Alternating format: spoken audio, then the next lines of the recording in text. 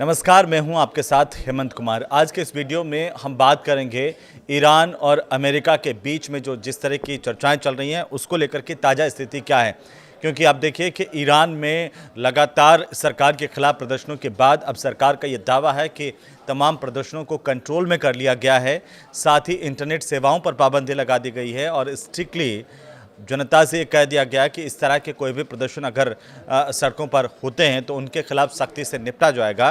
दूसरी तरफ ऐसा क्या हो गया कि अमेरिका के जो राष्ट्रपति है डोनाल्ड ट्रंप, उन्होंने ईरान में जिस तरीके से सैन्य कार्रवाई की बात की जा रही थी उस पर फिलहाल रोक लगा दी है। क्योंकि अमेरिका ये कह रहा था कि ईरान में हज़ारों लोगों के प्रति सरकार की क्रूर कार्रवाई के खिलाफ वो तुरंत सैन्य कार्रवाई करेगा। लेकिन फिलहाल जो सबसे बड़ी अपडेट है वो ये है कि अमेरिका ने इस कार्रवाई के खिलाफ अभी तुरंत सैन्य कार्रवाई को लेकर के रोक लगा दी है। यानी कि अभी कोई अमेरिका हमला करने के मूड में नहीं है या हमला करने वाली स्थिति में नहीं है, या यूं कहें कि अमेरिका को पता है कि इस बार का ईरान वो नहीं है। ईरान अब उठ खड़ा हुआ है और ईरान अपने ऊपर किसी भी बाहरी देश के हमले का मुंह तोड़ जवाब देने में सक्षम है। ऐसा इसलिए क्योंकि ईरान से जितने भी मीडिया रिपोर्ट्स आ रही हैं और जो अंदरूनी तौर पर खबरें सामने आ रही हैं उसमें यह कि ईरान की सरकार ने भी अपनी तरफ से पूरे इंतज़ाम कर लिए कि अगर कोई उनके देश पर बाहरी ताकत हमला करे या फिर इस तरह से ईरान के अंदरूनी हालात की आड़ में अगर कोई विदेशी हमला करता है तो उसका मुंह तोड़ जवाब दिया जाएगा। और ये ऐसा लग रहा है कि फिलहाल ट्रंप को ये बात समझ में आ गई है। तो ईरान की तरफ से ये कहा जा रहा है कि बैकडोर बातचीत के संदेशों को समझने पर ध्यान दिया जा रहा है। और वहीं मीडिया रिपोर्ट्स ये कहती है कि व्हाइट हाउस को तेहरान से जो निजी संदेश मिल रहे हैं वो सार्वजनिक तौर से जो बयान दिए जा रहे हैं उनसे काफ़ी अलग है और वे इनकी पड़ताल कर रहे हैं ताकि हालात का समाधान ढूंढा जा सके। क्योंकि राष्ट्रपति ट्रंप ने यह भी कहा है कि अगर ज़रूरत पड़ी तो सैन्य विकल्पों का इस्तेमाल करने से वे झिझकेंगे नहीं। और इसी बीच ट्रंप प्रशासन ने ईरान के साथ व्यापार करने वाले देशों पर 25% तक टैरिफ लगाने की भी घोषणा की है।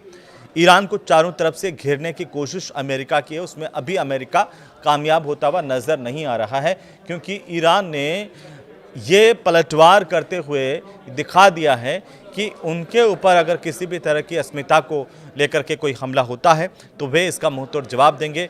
ईरान ने भी एक पूरा का पूरा प्लान जो है वो कहा जा रहा है कि तैयार किया कि अगर अमेरिका हमला करता है तो कैसे अमेरिका को ईंट का जवाब पत्थर से देना है।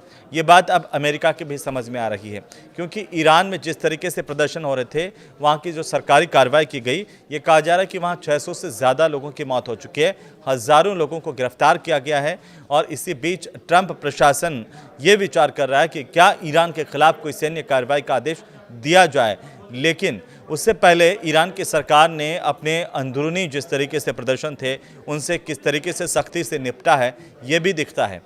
क्योंकि सरकार की तरफ से ईरान के अंदर इंटरनेट सेवाओं पर पाबंदी लगा दी गई, खासतौर पर उन इलाकों में जहां पर जो सरकार के खिलाफ प्रदर्शन हो रहे थे। लोगों को एक सख्त संदेश दिया गया है कि अगर कोई सरकार के खिलाफ जाकर के प्रदर्शन करता है तो उस पर कड़ी कार्रवाई की जाएगी। वैसे डोनाल्ड ट्रंप जो है वो पहले ये साफ कर चुके हैं कि अगर ईरानी सरकार प्रदर्शनकारियों पर घातक बल का इस्तेमाल करती है तो ये अमेरिका की रेड लाइन होगी। और ट्रंप का ये भी कहना है कि ईरान इस सीमा को पार करने की ओर बढ़ रहा है।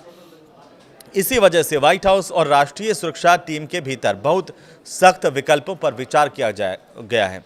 हालांकि अमेरिकी सेना को स्टैंड बाय मोड पर रखा गया है और ट्रंप ने ये संकेत दिए हैं कि ईरान के कुछ अधिकारी व्हाइट हाउस से बातचीत के संकेत भेज रहे हैं। ये हो सकता है कि ईरान को अपनी ताकत दिखाने के लिए या गीदड़ भभकियाँ देने के लिए अमेरिका की एक रणनीति हो सकती है। लेकिन अमेरिका को भी समझ में आ गया कि ईरान अब उतना कमज़ोर नहीं है जितना सोचा जा रहा था। व्हाइट हाउस की प्रेस कॉन्फ्रेंस हुई और व्हाइट हाउस की जो प्रेस सचिव है कैरोलिन लेविट, उन्होंने कहा कि ईरानी शासन सार्वजनिक रूप से जो कह रहा है वो निजी तौर पर भेजे जा रहे संदेशों से अलग है। राष्ट्रपति उन संदेशों को गंभीरता से परखना चाहते हैं। उन्होंने ये भी कहा कि ट्रंप ज़रूरत पड़ने पर सैन्य विकल्प अपनाने से हिचकेंगे नहीं और ये बात ईरान अच्छी तरह से जानता है। इसी बीच ट्रंप ने ईरान पर दबाव बढ़ाने के लिए एक बड़ा आर्थिक कदम भी उठाया। उन्होंने सोशल मीडिया पर यह ऐलान किया कि ईरान के साथ व्यापार करने वाले देशों पर तुरंत प्रभाव से 25% टैरिफ लगाया जाएगा। ये प्रदर्शनकारियों पर कार्रवाई को लेकर के कहा जा रहा है कि ईरान को दंडित करने की दिशा में ट्रंप प्रशासन की कोई एक कार्रवाई है, कार्रवाई का हिस्सा है, लेकिन इससे ईरान पर कोई असर पड़ने वाला नहीं है। क्योंकि आप देखिए कि चीन, संयुक्त अरब अमीरात, तुर्की, ब्राज़ील और रूस उन प्रमुख देशों में शामिल है जो ईरान के साथ व्यापार करते हैं। ये कोई डरने वाले देश नहीं है अमेरिका से। अमेरिका की जो एक तरफा रणनीति थी वो यहाँ पर विफल होती हुई नजर आ रही है। हालांकि व्हाइट हाउस ने टैरिफ के दायरे और लागू करने की प्रक्रिया को लेकर के फिलहाल कोई विस्तृत जानकारी इंटरनेशनल मीडिया में नहीं दी है। वहीं राष्ट्रपति ट्रंप ने सैन्य कार्रवाई की बार बार चेतावनी दी है। यही दिखाता है कि अमेरिका एक तरह की गीदड़ भभकी दे रहा है।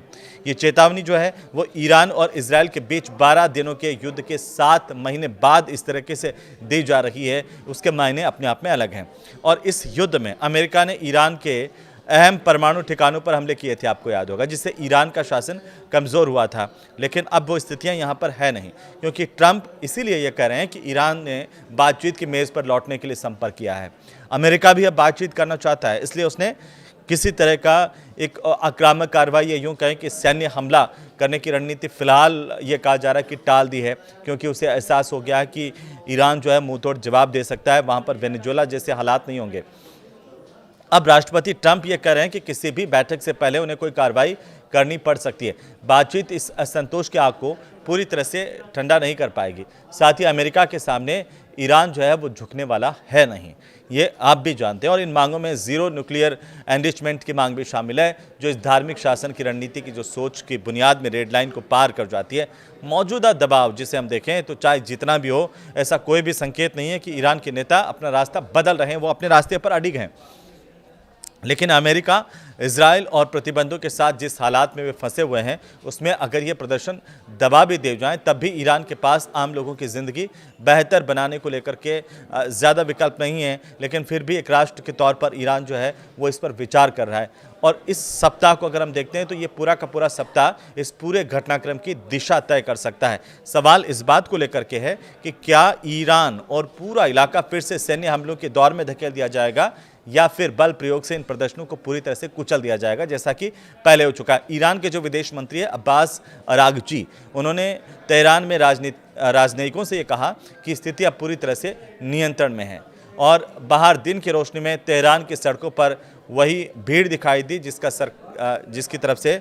सरकार ने यह कहकर आह्वान भी किया था कि वो प्रदर्शनकारियों को सड़कों से हटा दें। लेकिन फिलहाल अच्छी बात यह है कि अभी अमेरिका और ईरान के बीच में बातचीत को लेकर के चर्चा हो रही है, और उम्मीद की जानी चाहिए कि बातचीत से ये पूरा मसला हल हो जाएगा और ईरान के लोगों को भी खुली अमन चैन की हवा में सांस लेने का मौका मिलेगा। उनको भी तरक्की का अधिकार है। लेकिन सबसे बड़ी बात इस बात को लेकर के है कि अमेरिका अब समझ गया है कि यहाँ पर वेनेजुएला जैसे हालात नहीं है, क्योंकि ईरान पलटकर वार करने में हिचकिचाएगा नहीं।